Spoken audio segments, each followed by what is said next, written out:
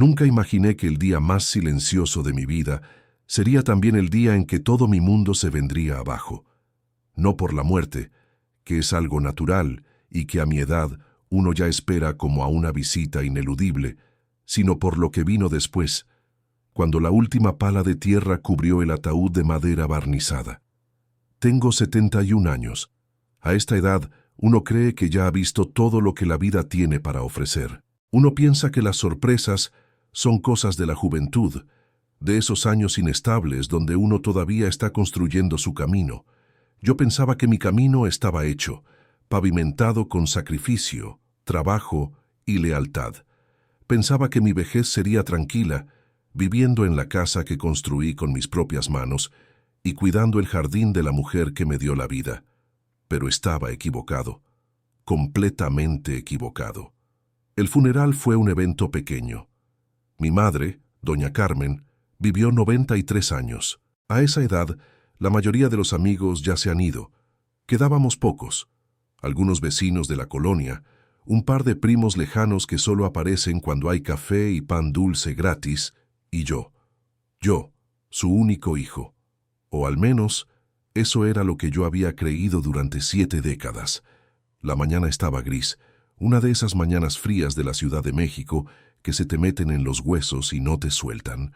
Yo estaba de pie frente a la fosa, con mi abrigo negro que ya tiene sus buenos años, sosteniendo el sombrero en las manos. No lloré. No soy un hombre de lágrimas fáciles. Sentía, más que nada, un cansancio profundo y una especie de paz. Había cumplido. Durante 40 años, desde que mi padre falleció de un infarto fulminante, yo me hice cargo de todo. No me casé. Tuve oportunidades, claro. Hubo una muchacha, Elena, hace ya tanto tiempo que su rostro se me desdibuja en la memoria. Pero mi madre siempre tenía una crisis, una enfermedad repentina o una necesidad urgente, justo cuando yo intentaba hacer mi vida. No me dejes sola, mijo, me decía con esa voz suave que sabía usar también. Tú eres el hombre de la casa. Y yo, como un buen hijo, me quedé. Trabajé en la ferretería del centro durante 35 años, ahorrando cada peso, remodelando la casa, pagando médicos, medicinas y caprichos. Todo era para ella. Todo era para nosotros. Cuando el sacerdote terminó la oración y la gente empezó a dispersarse hacia sus coches, noté a un hombre. Estaba parado a unos 20 metros, bajo la sombra de un ciprés. No se había acercado al grupo durante el entierro. Era más joven que yo, quizás unos 50 años.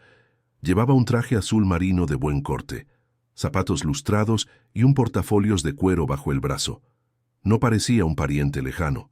No tenía la cara de necesidad que suelen tener los parientes que aparecen en los velorios. Me quedé observándolo mientras recibía el pésame de la vecina del 402.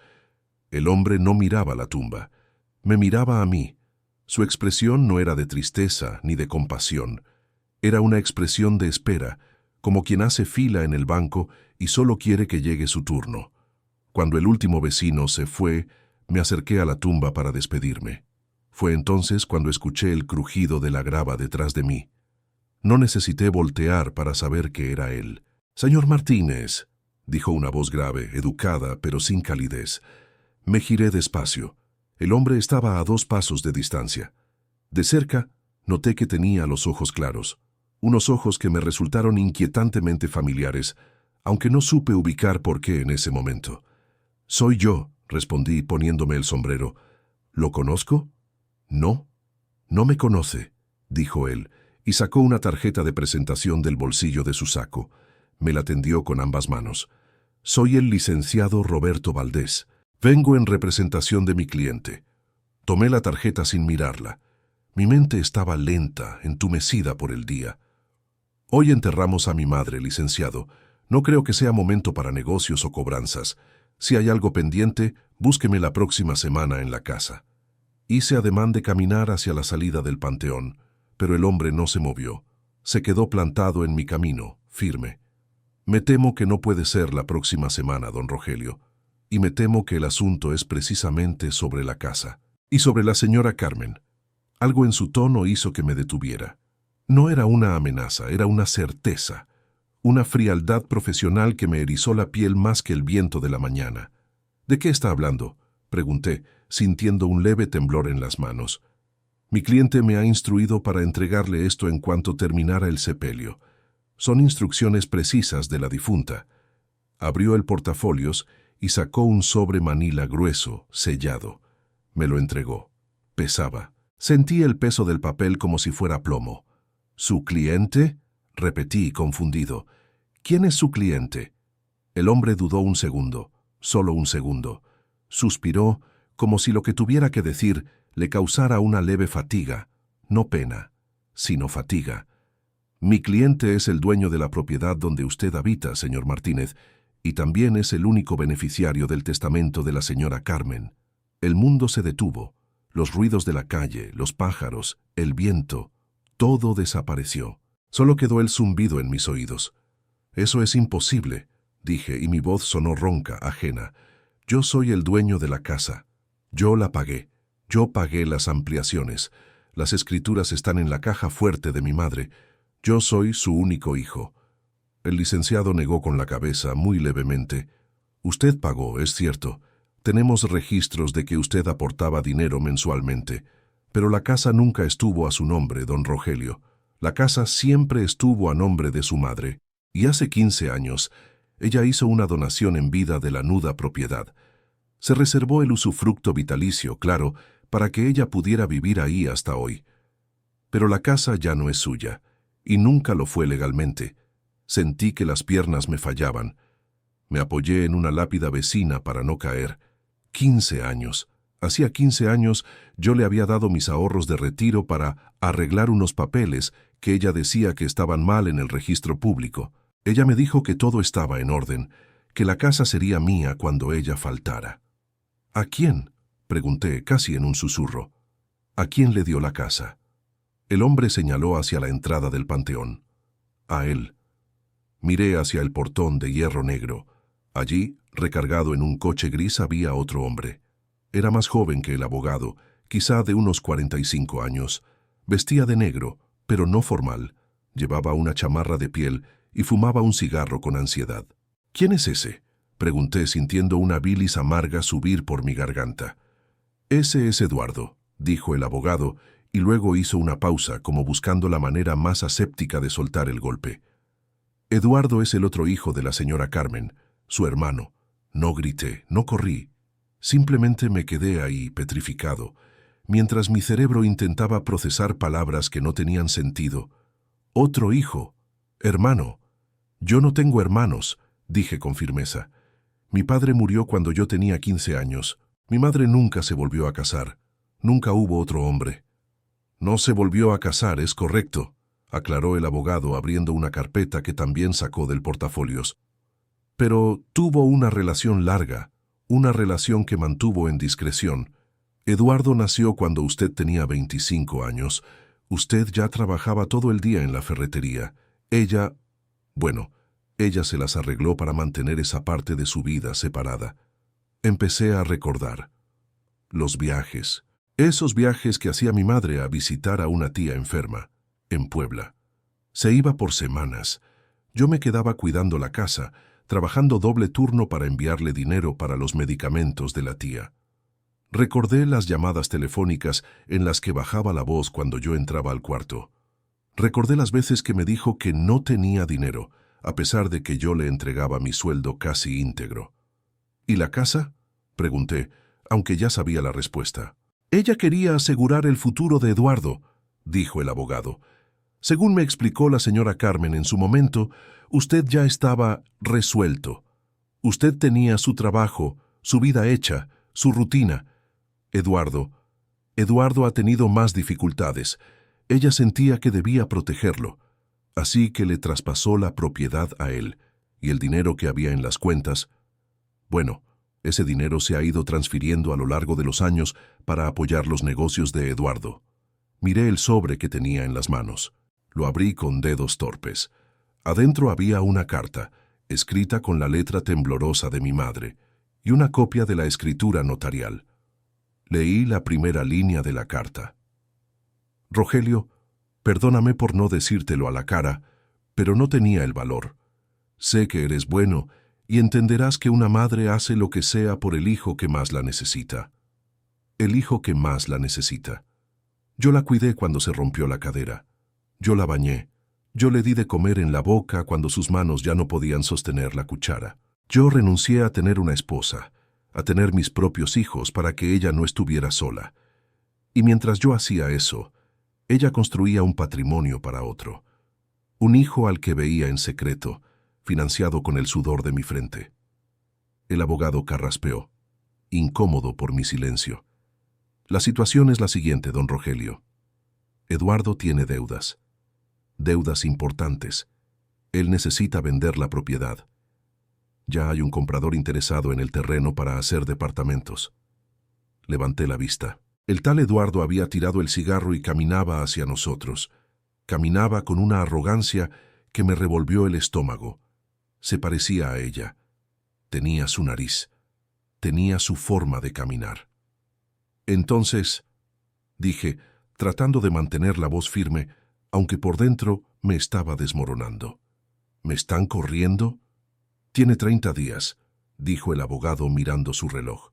Legalmente podríamos proceder al desalojo inmediato, porque su calidad migratoria en el inmueble es precaria, no hay contrato de arrendamiento. Pero por consideración al luto, Eduardo ha accedido a darle 30 días para que saque sus cosas. Eduardo llegó hasta nosotros, no me extendió la mano. Me miró de arriba abajo, como quien mira un mueble viejo que estorba en una remodelación. ¿Ya le explicaste?, le preguntó al abogado, ignorándome a mí. Ya, Eduardo, ten un poco de respeto. Respeto sí tengo, dijo Eduardo con una voz rasposa. Pero también tengo prisa. La inmobiliaria quiere ver la casa vacía el mes que entra. Oye tú, se dirigió a mí por primera vez. No te lleves nada que sea de la casa. Los muebles, los cuadros, la platería, todo eso es parte de la herencia. Solo tu ropa y tus cosas personales. Lo demás es mío. Lo miré. Miré a ese extraño que tenía la mitad de mi sangre y que me estaba quitando la vida entera en 5 minutos. Sentí una furia caliente subirme por el pecho, unas ganas de golpearlo, de gritar, de sacudir al abogado.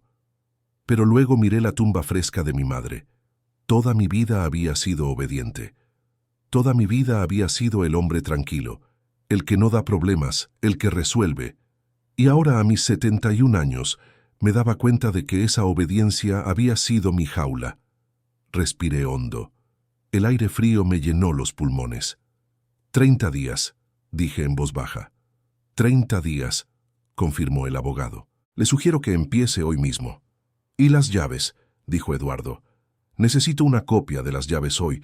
Quiero entrar mañana a ver qué sirve y qué se va a la basura. Metí la mano en mi bolsillo y sentí el llavero de metal que había usado por 40 años. Saqué las llaves. Las miré por un instante. Eran las llaves de mi hogar, de mi refugio. Ahora eran las llaves de la casa de un extraño. Se las extendí a Eduardo. Él las tomó rápido, como si temiera que me arrepintiera. Bien, dijo. No hagas dramas, abuelo. Así es la vida. Mi mamá siempre dijo que tú eras fuerte, que tú aguantabas todo. Esa frase fue el golpe final. Tú aguantas todo. Esa era la justificación.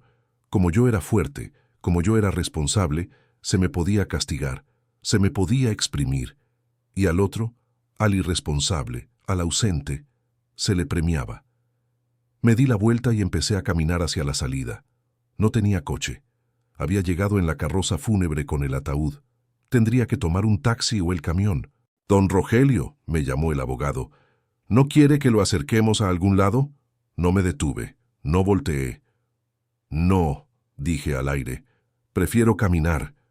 Salí del panteón y empecé a andar por la banqueta rota. No sabía a dónde iba. La casa ya no era mi casa.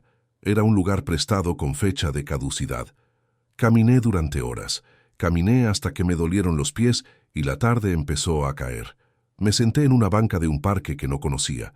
Saqué la carta del sobre otra vez. Pa, sé que nunca te hablé de Eduardo. Fue un error de juventud que luego se convirtió en mi debilidad. Su padre era un hombre casado. Tú eras muy chico.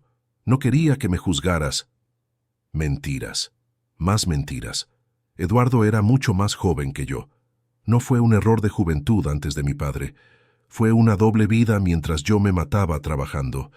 Me quedé en ese parque hasta que oscureció. Un policía se me acercó, viéndome solo, viejo y vestido de luto.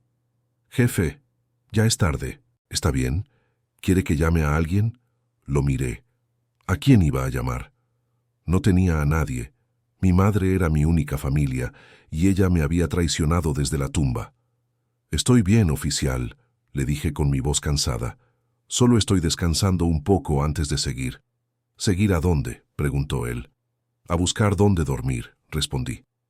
Esa noche regresé a la casa. Entré como un ladrón, en silencio. La casa olía a ella, a su perfume de lavanda, a sus medicinas. Antes, ese olor me reconfortaba. Ahora me daba náuseas. Me senté en el sillón de la sala. Miré a mi alrededor. Cada mueble, cada adorno, cada cortina. Yo lo había comprado todo, y nada era mío. Eduardo tenía razón en una cosa. Mi madre decía que yo aguantaba todo. Pero esa noche, sentado en la oscuridad, me di cuenta de que la resistencia tiene un límite. No iba a pelear legalmente. El abogado tenía razón. Los papeles estaban en orden. Ella lo había planeado todo con frialdad notarial. Si yo peleaba, gastaría el poco dinero que tenía en abogados para perder al final. No iba a pelear por ladrillos, pero tampoco iba a dejar que se salieran con la suya tan fácilmente. No me iba a ir como un perro pateado. Tenía 30 días para deshacer 40 años de vida. Me levanté y fui a la cocina. Me preparé un café. Mientras el agua hervía, tomé una decisión. No iba a haber gritos, no iba a haber escenas, iba a haber silencio. Un silencio absoluto. Durante los siguientes días cumplí con mi palabra. Eduardo venía a veces, entraba con sus zapatos sucios, miraba las cosas, hacía llamadas hablando de demoler paredes, de vender el terreno. Me ignoraba, como si yo fuera parte del mobiliario viejo. Yo no le dirigía la palabra, solo lo observaba. Empecé a sacar mis cosas, pero no como él pensaba. No me llevé muebles, vendí mi ropa, la que no necesitaba, vendí mis herramientas de trabajo, vendí mi colección de monedas antiguas que tenía guardada en una caja de zapatos que mi madre nunca encontró. Todo lo convertí en efectivo, billetes que guardé en un cinturón de viaje pegado a mi cuerpo. El día 29 llegó. La casa estaba intacta. Los muebles estaban ahí. Los cuadros estaban ahí. Eduardo llegó temprano con el abogado para la entrega formal. «Veo que dejaste todo», dijo Eduardo, sonriendo con satisfacción mientras revisaba la sala. «Mejor. Así saco más dinero por las antigüedades. Solo me llevo lo que es mío», dije. Llevaba una sola maleta pequeña. «Firma aquí», dijo el abogado, extendiéndome un documento de entrega de posesión. Firmé. Mi letra no tembló. «Las llaves», pidió Eduardo. Le entregué el juego de llaves que me quedaba. «Bueno, abuelo, buena suerte. Ojalá encuentres un asilo o algo». Salí de la casa sin mirar atrás. No sentí nostalgia. Esa casa ya estaba muerta para mí desde el día del funeral. Caminé hasta la esquina y paré un taxi. «¿A la terminal de autobuses del norte?», preguntó el chofer. «Sí», dije. «Y rápido». Mientras el taxi avanzaba, pensé en lo que dejaba atrás. Dejaba una casa llena de muebles viejos. Dejaba una vida de mentiras. Pero también dejaba algo más. Eduardo no lo sabía, pero la casa tenía un problema estructural grave que solo yo conocía y que yo había estado conteniendo con reparaciones temporales año tras año. Las vigas maestras estaban podridas por una plaga de termitas que llevaba décadas ahí. Yo las trataba, las reforzaba, las cuidaba. Era un trabajo constante, silencioso, como mi amor por esa casa. Sin mi mantenimiento, sin mis cuidados semanales, esas vigas no aguantarían mucho. Quizás un mes, quizás 2. Y cuando Eduardo intentara meter maquinaria para remodelar o demoler, la estructura no iba a resistir. El costo de arreglarlo sería mayor que el valor del terreno. Además, las deudas de la casa. Mi madre siempre me daba los recibos para pagar el predial y el agua, pero resulta que los últimos 5 años Ella me pedía el dinero en efectivo para ir a pagarlos ella misma y salir a caminar. Yo confiaba, nunca revisé. Cuando busqué los papeles días antes de irme, descubrí que no había pagado nada. El dinero se había ido a Eduardo.